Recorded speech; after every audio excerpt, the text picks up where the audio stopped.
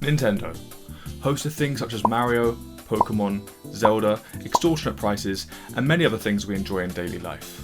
Regardless of your opinion on their sometimes questionable business practices, anyone who is a fan of Nintendo will agree that when Nintendo work, they give you a feeling that no other company can match.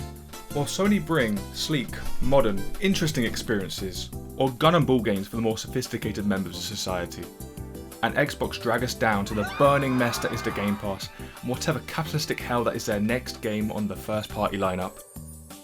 Nintendo have always been that comfort food. The cookies your nan made you, a beanbag for you to sink into, and sometimes Mario Party 10. But in this video, I'd like to go back. Have a look at the building blocks that made Nintendo of mine and many other childhoods.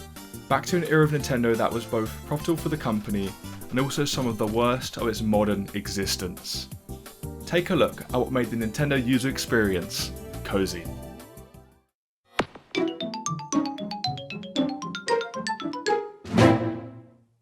Ah, the GameCube. That tiny little box that held many games that defined a generation, and also for some reason had a handle on it that nobody used. From the get-go, when using a GameCube, Nintendo added their quirks. Booting up the console alone brought you into a sense of comfort as you hear the jingle of the generation.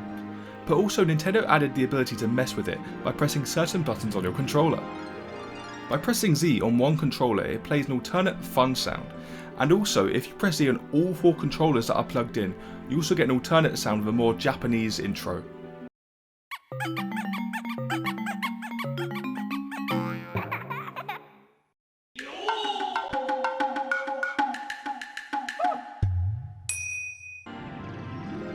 These changes also got added to the GameCube NSO, which is a neat addition. Alongside that, if you don't have a disc for the GameCube and you boot it up, it goes into one of the most serene songs you have ever heard.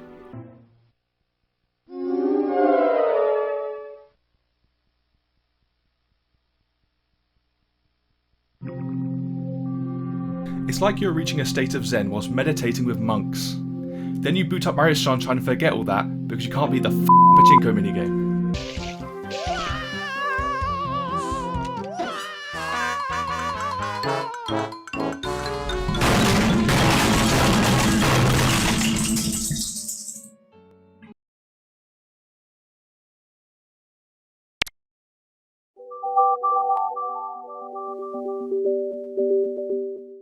Onto the Wii, which I consider the peak of Nintendo coziness. They literally have so many features from the get-go, given you have the internet in 2006. The Wii features the ability to create little avatars for yourself called Miis, and they get a full showing with the Wii. The Mii channel features one of the most iconic songs in gaming history, and also allows you to torture the poor Miis to your heart's content, including a feature that will let you store Miis on your Wii remotes. Poor guys, stuck there forever. There's also a Check Me Out channel where you get to see people's 10 versions of Mario or Bowser. What? You want to see something else? We can do Peach, Luigi. This also features such a banging soundtrack. There's also just quite a nice sense of community seeing what other people have created with their Wiis in the Mii Maker. There's also an Everyone Votes channel where you get to debate topics such as what came first, the chicken or the egg, or what would you rather live in, the Atlantic or the Pacific Ocean. Each result would show regional voting. As someone proud to be living in England, we voted correct that the egg did indeed come first. We may never win the World Cup, we may have absolutely awful weather, but when push comes to shove, we make the right choices and vote right. Sometimes. There is also the weather and news channels, so you can find out what atrocities of the world there are happening in 2008, or listen to some serene themes as you browse the global weather. It felt like the Wii had it all, but if not for all that, the Wii had a revolutionary channel. The Wii Shop channel. There was nothing quite like it. That song, those games, shopping for NES, SNES, or Nintendo 64 games was groovier than the local club. Hell, this song was so good, it began the trend of Wii Shop Wednesdays. Super Mario RPG, Super Mario 3, Mega Man, Neo Turf Masters, Breakin' Star. You know what I mean, Jared? Yeah. Like every Star. Wii really was when Nintendo got into that zone of comfort.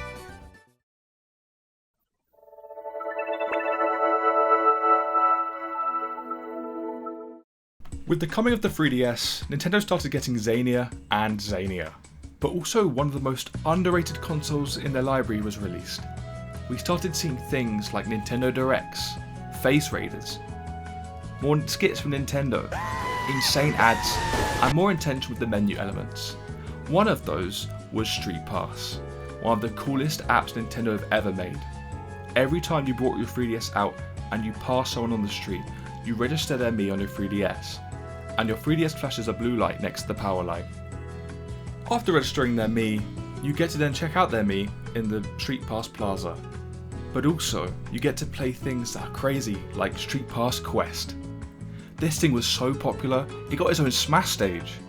If you kept completing Street Pass Quest, you even got to play its sequel game, Street Pass Quest 2, which somehow there are more of that than modern Kid Icarus games. And finally, you could finish puzzles of Nintendo games in the mode Puzzle Swap. In this mode, from gaining other Miis, you could complete puzzles showcasing artwork from previous Nintendo games around that time, and even it updated to add 3DS games coming out. That was all of the free features of Street Pass Quest, because somehow, despite Mario Kart 7 not getting DLC, Street Pass did. These included games such as Street Pass Squad, Street Pass Garden, Street Pass Fishing, Street Pass Zombies, Street Pass Mansion, and Street Pass Ninja. Yeah. Why is there more features in Street Pass than modern games? And somehow, that's not all with the 3DS. It also included a chill menu theme, providing some nice ambience that will get disrupted only whenever you hover over a game.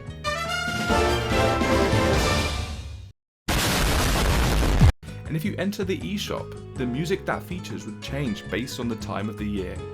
The 3DS eShop literally featured over 10 different themes. It's crazy how much effort Nintendo put into adding that extra level of ambience and atmosphere in the 3DS. Okay, that's all the time I've got. I gotta get back to playing Animal Crossing New Leaf on my Nintendo 3DS.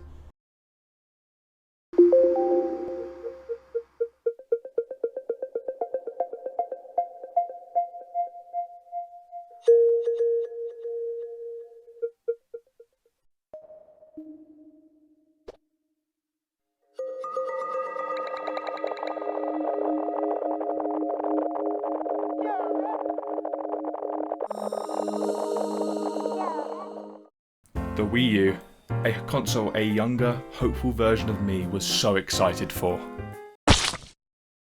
What happened?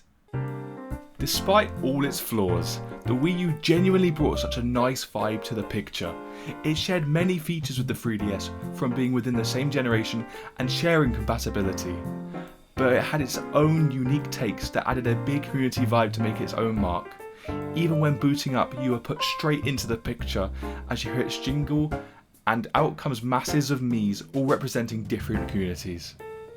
Miiverse, a social network Nintendo created of which creators like Sakurai could share updates, or you could observe water in video games. I genuinely loved the Miiverse. Being much younger at the time, I could feel part of social media without realising what a hellscape it actually was. A lot of people would come on to share art, talk about their favourite Nintendo games, and Nintendo tried to add as much Miiverse support as they could at the time. Stamps from different games. In Splatoon, you could see other players' posts. Smash had a flipping Miiverse stage. Whilst a bit of a gimmick, it genuinely brought a sense of community to a fanbase that, whilst toxic, is genuinely together.